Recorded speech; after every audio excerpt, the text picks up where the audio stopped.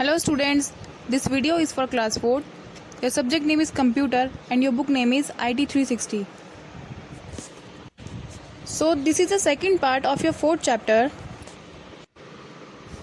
तो अभी तक हमने पढ़ा था फॉर्मेटिंग प्रेजेंटेशन के बारे में, applying theme, modifying the theme, changing the background और उसके हम टॉपिक्स पढ़ रहे थे। तो अभी तक हमने उसके 3 टॉपिक पढ़ लिए थे फॉर्मेट बैकग्राउंड के। अब है हमारा 4 टॉपिक पैटर्न फिल।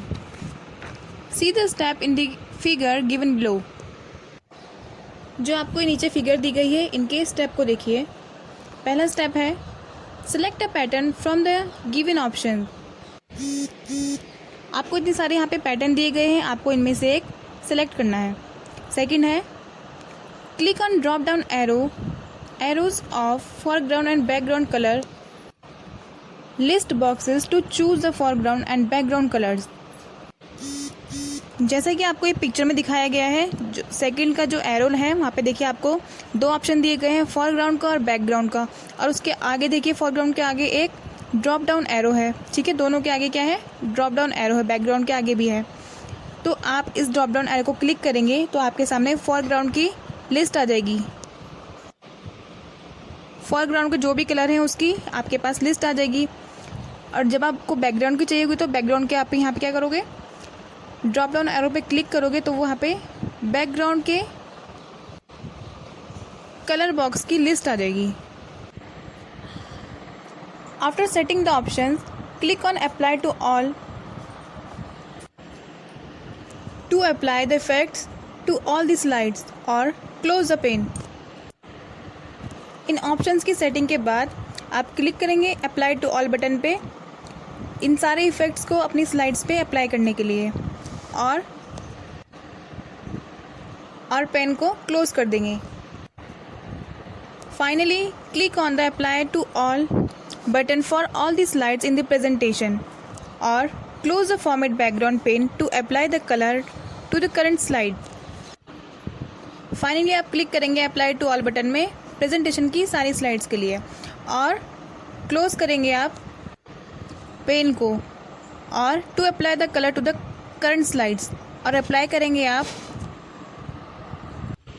कलर को करंट स्लाइड पे। अब है inserting a picture from file. अब फाइल से आप कैसे पिक्चर इंसर्ट करेंगे? The step to insert a picture on a slide are. आपको ये स्टेप दिए गए हैं। पहला है गो टू इंसर्ट टैब। आप इंसर्ट टैब में जाएंगे जैसे कि आपको इमेज में दिखाया गया है ये। उसके बाद आप जाएंगे इमेजेस ग्रुप में और फिर आप जाएंगे पिक्चर्स बटन में। सेकंड है insert picture dialog box. Locate and select the picture that you want to insert. Insert picture dialog box पर जाकर जहाँ पिक्चर लोकेट है उस लोकेट में जाकर जो पिक्चर हम इंसर्ट करना चाहें उसे सिलेक्ट कर लो। थर्ड है click on the insert button. फिर आप कर देंगे इंसर्ट बटन पे क्लिक करेंगे। नेक्स्ट है inserting a word art on the slide. आप वर्ड आर्ट कैसे इंसर्ट करेंगे स्लाइड पे? Word art is the library of pre design text style to insert a word art. Word art एक library है जिसमें पहले से ही टेक्स्ट स्टाइल के डिज़ाइन दिए गए हैं to insert a word art. अब वर्ड आर्ट को इंसर्ट करना है। पहला है go to the desired slide. आपको जो स्लाइड चाहिए आप उसमें जाएंगे, फिर जाएंगे आप इंसर्ट टाइप में और फिर जाएंगे इन द टेक्स्ट ग्रुप में जाएंगे। Click on the drop down arrow of the word art button. आप वर्ड आर्ट बटन के ड्रॉप डाउन एरो पे क्लिक करेंगे। A list of word art style appear और आपके सामने वर्ड आर्ट स्टाइल की लिस्ट आ जाएगी जैसे कि पिक्चर में दिखाया गया है। ये ए कितने तरीके से लिखा है, ये स्टाइल है हमारे वर्ड आर्ट के। सेकंड है click on any one of the given style. आप क्लिक करेंगे जो आपको इसमें से जो भी आपको स्टाइल दिया गया है इसमें से आप किसी में भी क्लिक करेंगे। थर्ड है a text box appear on the slide with your text here written inside it. अब आपकी स्लाइड पर एक टेक्स्ट बॉक्स आएगा जिसमें लिखा होगा योर टेक्स्ट हियर। फोर्थ है type your text and click outside the text box. आप इसमें कुछ टाइप करेंगे और क्लिक करेंगे आउटसाइड द टेक्स्ट बॉक्स, मतलब उस टेक्स्ट बॉक्स के बाहर।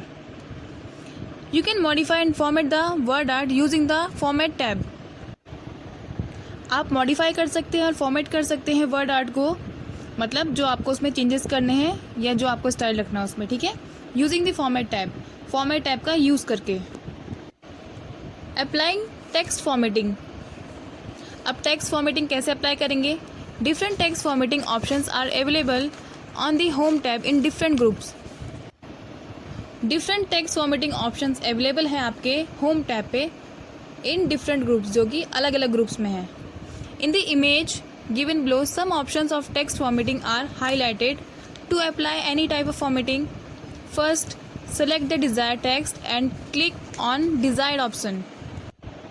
In the image given below, जो आपको ये इमेज दी गई है नीचे, some options for text formatting are highlighted. इसमें कुछ ऑप्शन जो है आपको टेक्स्ट फॉर्मेटिंग के हाईलाइटेड किए गए हैं, जो अलग से दिखाए गए। To apply any type of formatting, किसी भी टाइप की फॉर्मेटिंग को अप्लाई करने के लिए आप first select the desired text, आपको जो टेक्स्ट चाहिए होगा आप उसको सिलेक्ट करेंगे पहले। क्लिक ऑन डिजायर्ड ऑप्शन, फिर जो भी आपको ऑप्शन चाहिए आप उस पर क्लिक करेंगे। Click on the option to change the font, जो सबसे ऊपर दिखाई दे रहा है आपको, ये हाईलाइटेड जो दिख रहा है आपको, ये है आपका, यहाँ से आपके फॉन्ट चेंज होते हैं, ठीक है। सेकंड है click on this option to change the font size.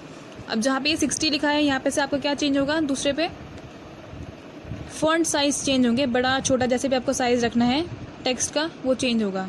Third है click on this option increase the font size. अब जो इन्होंने ए पे क्लिक किया है, ये इससे क्या होगा, इस पे आप क्लिक करेंगे तो फॉन्ट साइज बढ़ जाएगा। अब उसके बगल में फिर एक और है click on this option to decrease the font size. अब इसके बगल में छोटा ये दिख रहा है आपको, उससे क्या होगा, जो फॉन्ट साइज आप लिख रहे हो वो डिक्रीज हो जाएगा, मतलब छोटा हो जाएगा, घट जाएगा। अब यहाँ पे बी लिखा है click on this option to make the text bold. इससे क्या होगा, आपका जो हेडिंग होती है वो आपको थोड़ा मोटे शब्दों में चाहिए होती है, तो उसको क्लिक करके आप क्या करेंगे, उसको बोल्ड कर देंगे तो वो थोड़ा डार्क हो जाएगा। उसके बगल में है आपका आई करके, इसका मतलब होता है italic. Click on this option to make the text italic. जैसे आई लिखा है आपका टेढ़े में, तो ये अब जो आप लिख रहे हो टेक्स्ट वो भी इसी की तरह हो जाएगा, italic. Click on this option to make the text underline. अब यहाँ पे यू दिखा है, यू के नीचे अंडरलाइन की गई है, तो इस ऑप्शन का हम यूज़ करेंगे। कोई भी हमारे टॉपिक होता है उसके नीचे अंडरलाइन करते हैं हम, कोई भी हमारे वर्ड्स होते हैं उनके नीचे अंडरलाइन करने के लिए यूज़ किया जाता है। अब अंडरलाइन के बगल में है आपका S. Click on this option to add a shadow behind the text. इस ऑप्शन का यूज़ करके इस पर आप क्लिक करेंगे तो क्या होगा, जो आप टेक्स्ट जो आप लिख रहे हैं उसकी शेडो आपको दिखाई देगी टेक्स्ट के पीछे। फिर है ये डबल ए करके आपको दिख रहा है, click on this option to change the sentence case. इस ऑप्शन पे क्लिक करके आपके जो सेंटेंस केस है वो चेंज हो जाएंगे। जैसे कि इसके आगे इन्होंने एरो करके दिखाया है, पहला है लोअर केस, तो उसको ध्यान दीजिए, सारे शब्द उसके स्मॉल लेटर्स में है, तो आपको जो भी लिखोगे वो सारे स्मॉल में आ जाएगा। उसके बाद उन्होंने लिखा है अपर केस, तो जितने भी आपके लेटर जो आप लिखोगे वो सारे कैपिटल में आ जाएंगे। उसके बाद उन्होंने लिखा है कैपिटलाइज ईच वर्ड, तो जो भी आप हर वर्ड लिख रहे हो तो वो कैपिटलाइज हो जाएगा, मतलब उसका पहला शब्द जो है कैपिटल में आ जाएगा। अब है टुगल केस। इसमें क्या होगा, जो आपका फर्स्ट वर्ड है वो फर्स्ट वर्ड का जो पहला लेटर है वो स्मॉल होगा, बाकी सारे उससे कैपिटल हो जाएंगे। जैसे कि टुगल का टी छोटा हो जाएगा, बाकी जो लेटर हैं वो कैपिटल रहेंगे। जैसे केस का सी स्मॉल हो गया और बाकी कैपिटल रहेंगे, ठीक है। तो इस सेंटेंस का यूज़ इसीलिए करते हैं। अब लास्ट है ए लिखा है इन्होंने, उसके नीचे अंडरलाइन की है। Click on this option to change the font colour. इस ऑप्शन का यूज़ करके आपका जो फॉन्ट कलर है वो चेंज हो जाएगा, जो भी आप लिख रहे हैं उसका कलर चेंज हो जाएगा। अब है adding bullets and numbering. Bullets, these are used when there is no particular sequence of text to be followed. Bullets का यूज़ हम तब करते हैं जब कोई भी पर्टिकुलर सीक्वेंस जो है टेक्स्ट का फॉलो नहीं होता है। जैसे आपने देखा होगा, आप कॉपी में कुछ लिखते हो तो उसके आगे आप पॉइंट्स बना के लिखते हो, तो उसके आगे आप बुलेट्स का साइन लगाते हो। जैसे आप गोल कर देते हो, वो भी हमारी एक बुलेट्स होगी। ऐसे ही कंप्यूटर में भी हमारी बुलेट्स दी गई होती हैं। जैसे कि आपको ये पिक्चर में दिखाई दे रहा है। दूसरा है नंबर्स या alphabets. These are use for serialized items in a list. Numbers या अल्फ़ाबेट्स का यूज़ आइटम्स को सीरियलाइज करने में होता है। अब है स्पेसिफाइंग टेक्स्ट अलाइनमेंट। अब टेक्स्ट अलाइनमेंट को आप कैसे स्पेसिफाई करेंगे? Text alignment refers to the positioning of the text in the text box. Text alignment हमें टेक्स्ट बॉक्स में टेक्स्ट की पोजीशन बताता है कि वो कैसे लिखा है। In MS PowerPoint there are following 2 types of text alignment. MS PowerPoint में 2 टाइप के टेक्स्ट अलाइनमेंट दिए गए हैं। पहला है वर्टिकल अलाइनमेंट, दूसरा है हॉरिजॉन्टल अलाइनमेंट। तो वर्टिकल क्या होता है? It determines the position of the text relative to the top and bottom margins of the text box. ये निर्धारित करता है कि टेक्स्ट बॉक्स में टेक्स्ट की पोजीशन टॉप और बॉटम मार्जिन में है। अब है horizontal alignment. It determines the position of the text relative to the left and right margins of the text box. Horizontal alignment बताता है, ये निर्धारित करता है कि टेक्स्ट बॉक्स में टेक्स्ट की पोजीशन लेफ्ट और राइट मार्जिन में है। ठीक है। अब नीचे दिया है amazing fact, changing tab name. अब टैब के नेम आप कैसे चेंज कर सकते हैं? Name and case of the tabs can be change in office appliances by office applications by opening file menu. Office application में आप टैब्स के नेम और केस चेंज कर सकते हो। कैसे? फाइल मेन्यू को ओपन करके फिर आप जाएंगे ऑप्शंस में और फिर कस्टमाइज रिबन पे और फिर आप जाएंगे right click on the desire tab and select rename.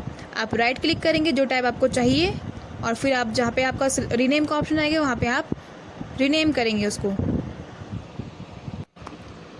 मतलब जो नाम आपको उसमें लिखना है। ठीक है। तो ये आपका चैप्टर फिनिश होता है। Thank you.